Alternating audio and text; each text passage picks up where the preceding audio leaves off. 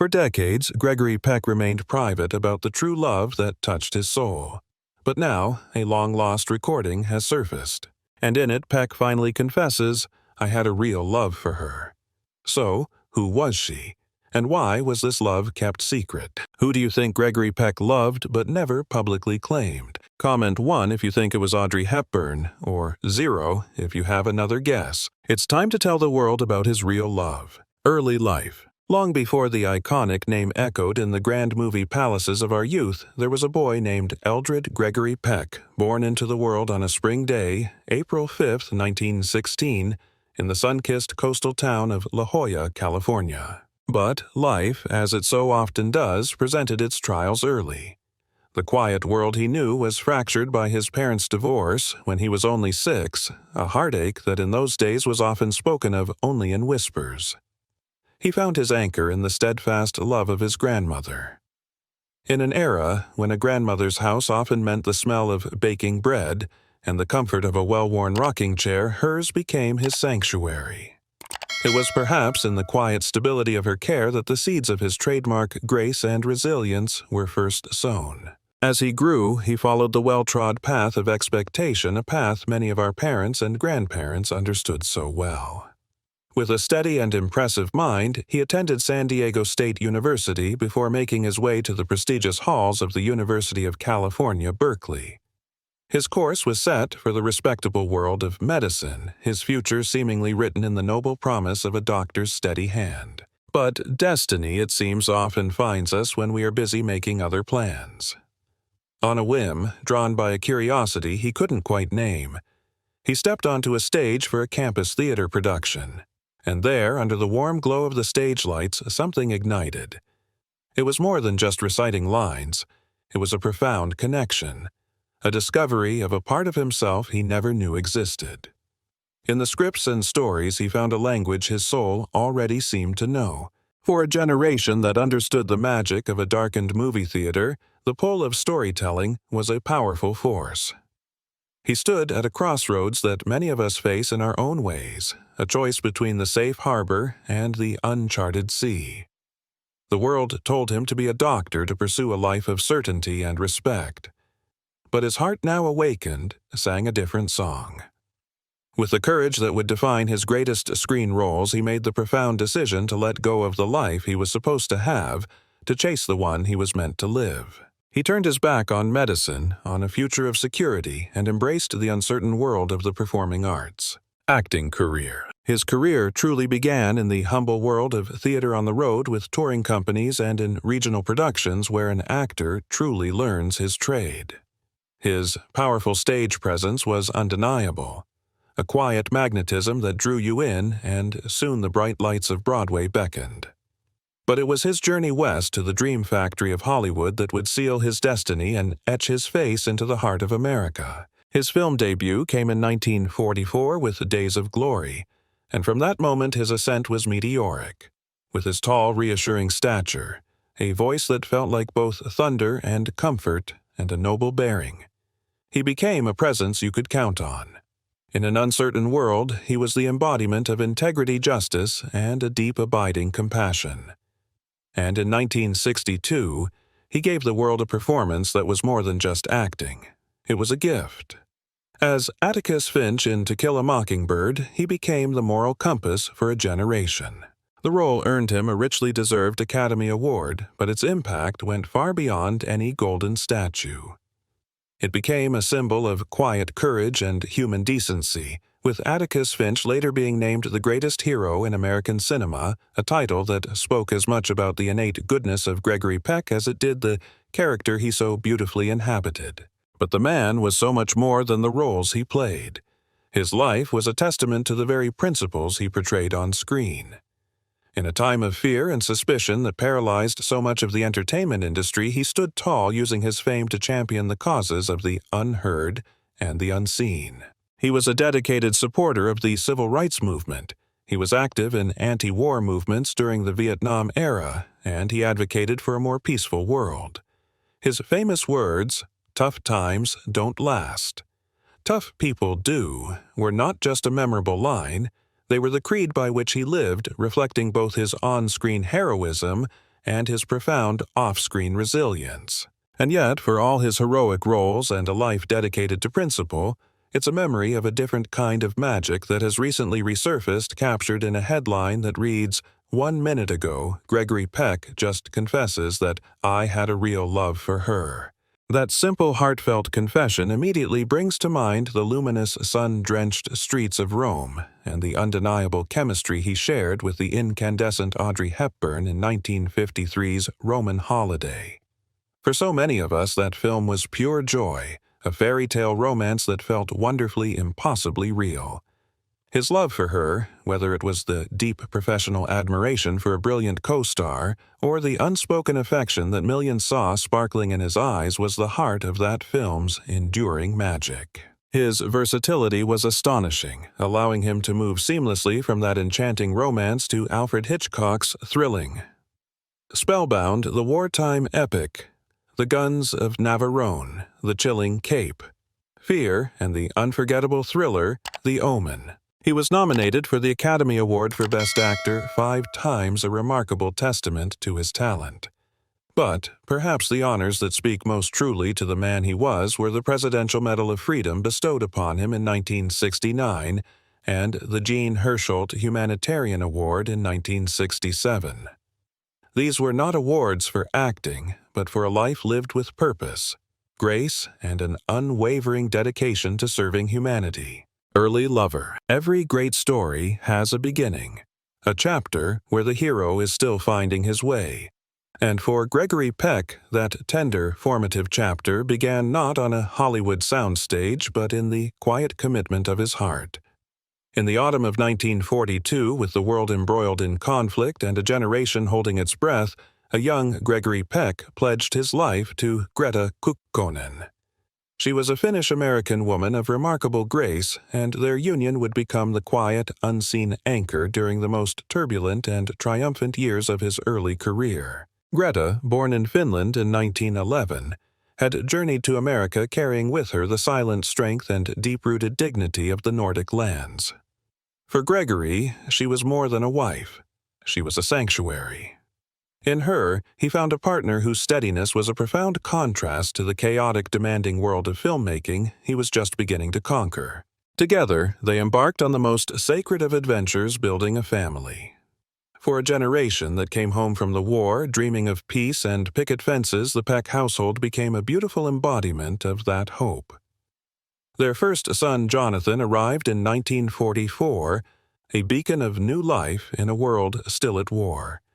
He was followed by Stephen in 1946 and Carrie Paul in 1949, their home filled with the laughter and energy that turns a house into a home.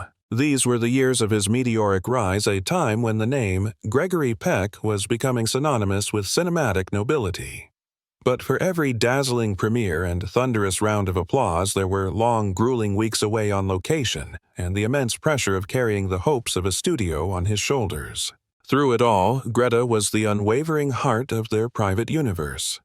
In an era when the wives of Hollywood stars were often expected to be little more than beautiful accessories, she was the guardian of their family's normalcy. While Gregory was wrestling with complex characters under the blinding Klieg lights, she was ensuring that their sons had a life grounded in stability and love. She created a world for them where Dad was not just a movie star, but the man who came home tired but present to a life she had so carefully and lovingly curated. Her quiet strength was the invisible scaffolding that supported his public triumphs. But even the strongest foundations can be weathered by the relentless tides of time and extraordinary pressure. A Hollywood life with its constant separations and the unyielding demands of fame can create a distance that even the deepest love struggles to bridge. After more than a decade of shared history of raising 3 sons from infancy to boyhood, a silent, sorrowful understanding passed between them. Their journey together had reached its natural, poignant end. In December of 1955, the marriage officially concluded. In those days, a divorce was not a casual affair. It was a profound and somber event, the quiet closing of a cherished chapter. For Gregory Peck, this was a deeply significant and sorrowful turning point. It marked the end of the first great love story of his life. the partnership that had seen him through his formative years as both a star and a man. If you want more untold Hollywood stories, heartfelt moments, and emotional truths, subscribe now. We uncover the humanity behind the legends. Confession. I had a real love for her. Of all the challenging roles Gregory Peck ever played, the one he was never meant to inhabit and the one that would haunt him for all his remaining years was that of a grieving father. For a generation that looked to him as a symbol of unshakable strength, the tragedy that befell his family remains one of the most heartbreaking chapters in his story. On a dark day in June of 1975, his firstborn son, Jonathan, was lost to the world. The official report offered a cold, clinical conclusion, but for his father it was the beginning of a sorrow that would never truly end. The loss of his son didn't just crack the stoic facade he presented to the world. It shattered it. Gregory Peck, a man of such profound inner conviction, spoke of the pain with a searing, unguarded honesty that revealed the depth of his wound. "It's the most terrible thing that has happened to me in my life." He once confessed his words heavy with a grief that time could not touch. You never get over a thing like that. For a man who had faced down villains on screen and stood for justice in the public square, this was an adversary he could not defeat, an anguish that would walk beside him for the rest of his days. It was a stark, painful reminder that behind the noble hero was a vulnerable human heart capable of being broken. Jonathan had been a bright and thoughtful young man full of promise, and his absence left a permanent scar on his father's soul, forever reshaping his understanding of life, love, and the fragility of it all. This profound sorrow revealed a vulnerability that had in truth always been there, hidden beneath the surface of his dignified life. It was a humanity that had been tested years earlier in a very different crucible of the heart during the filming of Alfred Hitchcock's psychological thriller, Spellbound. There, on a set crackling with intensity, he found himself drawn into the orbit of his co-star, the legendary and luminous Ingrid Bergman. It was a brief but deeply felt affair, a collision of two passionate, beautiful souls at the peak of their youth. In the high-pressure world of a Hitchcock film, where every glance and every touch is freighted with meaning, the lines between performance and reality began to blur. For decades it remained a secret, a moment locked away in the past. But years later, in a 1987 interview with The Wisdom and Perspective of Age, Gregory Peck allowed the world a rare glimpse into that time. He spoke with a mix of remarkable candor and a gentleman's restraint, his words chosen with the utmost care. "All I can say is," he admitted softly, "that I had a real love for her." After a thoughtful pause, he added, "And I think that's where I ought to stop. I was young. She was young. We were involved for weeks in close and intense work." That confession was so much more than a confirmation of an old Hollywood rumor. It was a poignant acknowledgement of his own complex humanity. Here was a man revered for his integrity, admitting to a moment of fallibility caught between his profound sense of duty to his family and the overwhelming, raw emotions stirred by artistic collaboration and undeniable chemistry. It wasn't an excuse. It was an explanation and a tender look back at a powerful connection that had left an indelible mark on his heart. It was a love story, however brief, that was real. Lasting love. But as that chapter of his heart closed, another was waiting to be written. Soon after the quiet and sorrowful end of his first marriage, a new love would enter his life, a journalist from Paris who would capture his heart completely and become his anchor for the next half a century, guiding him through the joys and sorrows that were still to come. On New Year's Eve of 1955, a day brimming with the promise of new beginnings, he married Veronique Pisani. It was just one day after the official end of his first marriage, a swift and certain gesture that spoke volumes about the depth of his new love. She was a sophisticated and intelligent Parisian journalist, a woman whose spirit and intellect would become the compass for the rest of his life. Their love story began not with a grand cinematic flourish, but with a simple professional meeting. In 1952, Veronique, then a sharp and cultured reporter for the French newspaper France Soir, was assigned to interview the handsome American actor. It was just before he was to depart for Italy to film a little movie called Roman Holiday, a film that would cement his status as the ultimate romantic leading man. Their conversation was meant to be brief, a simple piece for the paper, but something about her, her wit, her intelligence, her undeniable Parisian charm lingered in his mind long after he had crossed the Atlantic. For 6 months, as he zipped around Rome on a Vespa with Audrey Hepburn, the memory of that interview and the woman who conducted it remained. It was a faint, lovely melody playing in the back of his mind. Upon his return, he took a chance. He reached out and invited her to lunch. It was a simple, hopeful gesture, but from that single meal a profound and lifelong love blossomed. They discovered in each other not just a romantic spark, but a true intellectual companionship. They became inseparable. Their partnership, built on a foundation of mutual admiration, shared laughter, and a deep, unwavering connection that would sustain them for nearly half a century. Together, they welcomed 2 more children into the world, completing their beautiful blended family. Their son Anthony was born in 1956, and their daughter Cecilia followed in 1958. Anthony would later find his own place in the world of entertainment, for a time making headlines of his own when he married the world-famous supermodel Cheryl Tiegs, a union that captured the public's imagination as a glamorous intersection of Hollywood royalty and high fashion. Cecilia, meanwhile, would carry on her father's artistic and moral legacy, forging her own path as a respected documentary filmmaker and actress drawn to projects that championed social justice and gave a voice to the voiceless. Despite the profound heartaches and complexities that had marked Gregory Peck's personal journey, his marriage to Veronique was a testament to the enduring power of love. Theirs was a union of nearly 5 decades, a remarkable feat in any circumstance, but especially so in the demanding world of Hollywood. By every account, their relationship was one of deep and abiding affection built on a bedrock of trust, shared values, and a quiet, steadfast devotion. Veronique was his rock. She stood by him not just during the triumphant premieres, but through the darkest storms of his life. She was there to help him navigate the unimaginable grief of losing his son, Jonathan. And she was his most ardent supporter in all of his later philanthropic and political work. He often credited her presence with grounding him, with being the steady hand that gave him the strength to endure. She was his confidant, his greatest champion, and the great love of his life.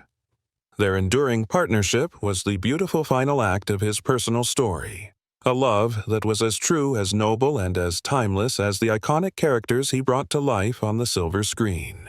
Gregory Peck was also a proud grandfather. Gregory Peck's legacy was not just etched onto celluloid. It flowed through the generations. In the face of his grandson, Ethan Peck, the world could see a remarkable echo of the past. It wasn't just the uncanny physical resemblance, the same strong jawline, the same thoughtful eyes, but a shared spark of artistry. Ethan carried the distinguished Peck name forward into a new era of film and television, most notably taking on the iconic role of Spock in the Star Trek franchise. It was as if the grandfather's quiet strength and integrity had been passed down, a timeless inheritance that stood as a beautiful living testament to the lasting impact Gregory had on the world and on his own bloodline. But beyond the legacy he passed down for the world to see, there was another more private legacy, a story he carried silently in his own heart for over half a century. It was in the quiet, reflective twilight of his extraordinary life that Gregory Peck, the man who had been a symbol of unwavering moral strength for millions, finally allowed himself a moment of breathtaking vulnerability.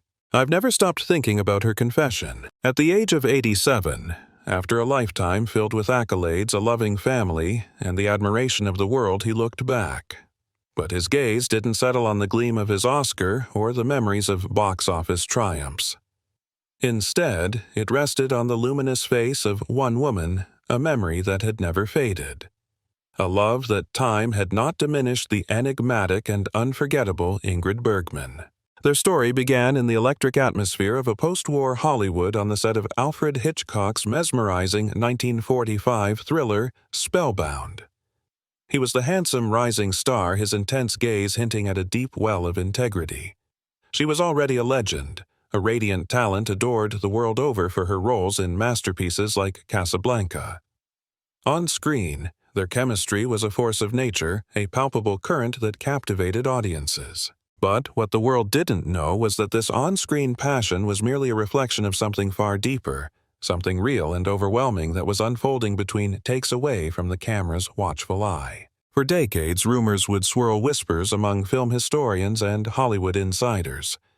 Yet, through it all, Gregory Peck remained a gentleman respectfully silent out of a profound sense of duty to his wife, Greta, and his growing family. But near the end of his life, in an unusually candid and gentle interview, he finally let the truth surface, not as a shocking headline, but as a soft, tender memory. With a nostalgic tone and a distant look in his eyes that seemed to be peering back through the decades, he made the quiet confession that would reframe his entire life's love story. "Ingrid," he said softly. The name itself, seeming to hold a world of meaning, was the love of my life. I've never stopped thinking about her.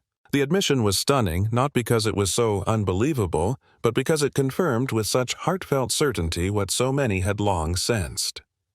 He went on to explain that their connection was never just a fleeting physical attraction.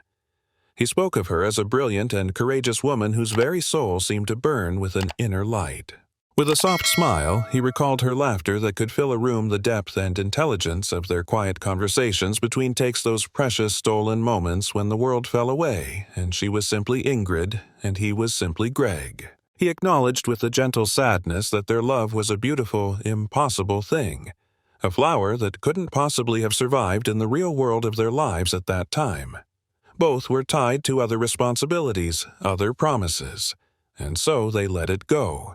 Yet for him, she was never truly gone. Even as he remarried and built a long, happy life with his beloved Veronique, even as he raised his children and dedicated himself to humanitarian causes, the memory of Ingrid remained. Some people, he mused in a final poignant reflection, leave a kind of mark on your heart that time doesn't erase. As he spoke, it was clear to anyone listening that for Gregory Peck that mark had been left by her. What about her? And what of the woman at the center of this lifelong secret memory? For Ingrid Bergman, it seems the unspoken story was just as real. While she never spoke of their connection with the same directness, those who have studied her life have found in the private pages of her letters and diaries a reflection of his own deep affection. There are hints of a profound admiration, a fondness that transcends mere professional respect, suggesting a bond that was mutual, cherished, and carefully protected from the glare of the public eye. It was a secret they kept together even when they were worlds apart. Gregory Peck's late-life confession, therefore, was more than just an emotional revelation.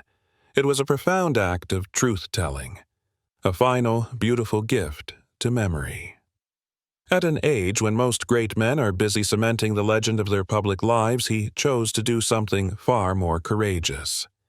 He chose vulnerability. He set aside the stoic, heroic persona the world knew so well and spoke simply as a man who had loved deeply and quietly, and who for the first time wanted the world to understand the whole truth of his heart. When he looked back on his long journey, he did so with gratitude, not regret. I had a good life. He acknowledged his voice gentle with the wisdom of his years, a full one. But then came the words that illuminated everything that had come before. But some things, even if brief, stay with you forever. That's what she was, forever. In that single word, he captured the essence of their story. It wasn't about a life they could have had, but about the permanent beautiful mark she had left upon his soul. She was the quiet, constant melody beneath the grand symphony of his life. In those final precious years, as Peck's silver hair and dignified presence reminded a generation of the quiet strength he had always embodied, this confession revealed a hidden tenderness that made him all the more human, all the more beloved. It was not a story told with the ache of regret, but with the warmth of loving remembrance.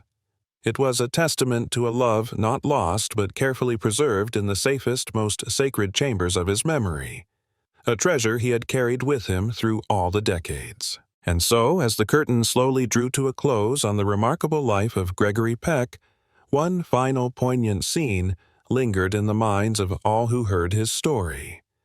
It was not a scene captured on film, nor one directed by a master of cinema. It was a quiet moment of truth, the final frame of his own life's movie in which the hero, with his last great act of courage, did not save the world but simply and beautifully spoke the truth of his heart. Cause of death. Every great story must have its final chapter. And for Gregory Peck, the end came as peacefully and with as much quiet dignity as he had lived his entire life. On a soft June morning, the 12th of 2003, the final curtain fell.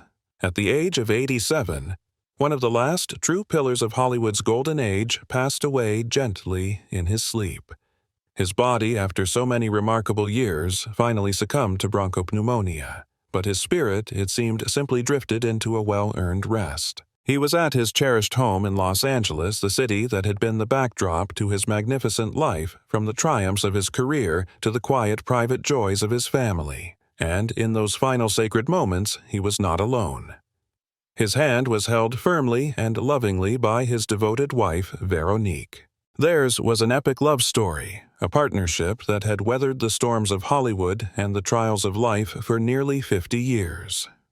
Her steadfast presence at his side as he drew his last breath was the final poignant scene in their shared narrative, a testament to a love that was as enduring and true as the characters he so famously portrayed. His passing marked more than just the loss of a great actor. It felt like the end of an era. A profound and collective sadness rippled across the globe. For a generation that had grown up with his presence on the silver screen, a presence that felt as reliable and comforting as a lighthouse in a storm, it felt like losing a member of the family. He was more than a movie star. He was a standard. He was the kind of man our fathers and grandfathers aspired to be, a man of integrity, quiet strength, and unwavering decency. The world felt a little smaller, a little less noble with him gone.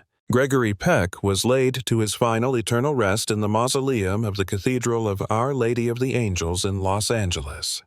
It is a striking and modern cathedral, a place of light and quiet contemplation, a fitting sanctuary for a man of such profound faith and grace. The cool stone and soaring architecture provide a serene final home, a place where his earthly journey could conclude in peace. Today, his resting place has become a quiet destination for those who wish to pay their respects, a place of pilgrimage for admirers from all walks of life. They come not just to remember the movie star, but to honor the man, the loving husband, the devoted father, and the unwavering humanitarian. Poignant moments at his funeral. One of the most painful moments of his funeral, which was sad but profoundly affecting, was when actor Brock Peters delivered the eulogy. Peters played Tom Robinson, the wrongly accused black man who was passionately defended by Peck's character, the upright lawyer Atticus Finch, in the iconic 1962 picture To Kill a Mockingbird. The choice of Peters to speak was extremely meaningful. It highlighted not just the two actors' professional relationship, but also the film's lasting legacy, which had long been praised for its message of racial fairness and moral fortitude. Peters' statements acknowledged not just the actor, but also the principles that Peck represented in both his films and his personal life. Many of Hollywood's most famous actors, singers, writers, and producers attended the burial to pay their respects. Among them was Lauren Bacall, the smoky-voiced actress who rose to prominence during Hollywood's golden period, which molded Peck's career. Sidney Poitier, the first black actor to win the Academy Award for Best Actor and a lifelong friend and admirer of Peck, attended, as did singer and activist Harry Belafonte and his daughter actress Sherry Belafonte. The list of attendance read like a who's who in the entertainment industry, highlighting Peck's tremendous regard across decades. Harrison Ford and his companion, Callista Flockhart, came to commemorate a man who had influenced Ford. Veteran television performers Mike Farrell and Shelley Fabares, both famed for their work in television and movies, also paid homage. Jimmy Smits, famed for his forceful performances in drama and law enforcement, came to revere Peck's long-standing moral authority. Other noteworthy mourners were Louis Jourdan, a French actor who, like Peck, linked European and American film, Diane Cannon and Stephanie Zimbalist, both accomplished actors, and Michael York, noted for his classical parts and booming voice. Screen. Great. Angie Dickinson attended. as did Larry Gelbart, the writer and producer best known for developing the successful TV series MASH and singer and pop phenomenon Michael Jackson, whose passion for classical Hollywood icons is well established. Angelica Houston, a member of a Hollywood dynasty and skilled actress in her own right, joined singer Lionel Richie and Oscar-winning actress Louise Fletcher. Tony Danza, well known for his work in television comedies and dramas, came to commemorate the legacy of an actor who established the gold standard for male leads in Hollywood. Piper Laurie, known for her deeply emotional performances, rounded out the long list of distinguished attendees, all of whom had gathered not only to commemorate a life, but also to celebrate a man who had touched countless others both on and off screen with his grace, humanity, and unwavering sense of decency. Do you think great love can exist even if it's never made public? Share your thoughts in the comments. We'd love to hear your perspective. If this video touched you, like it, subscribe for more untold Hollywood moments, and share it with someone who still believes in timeless love.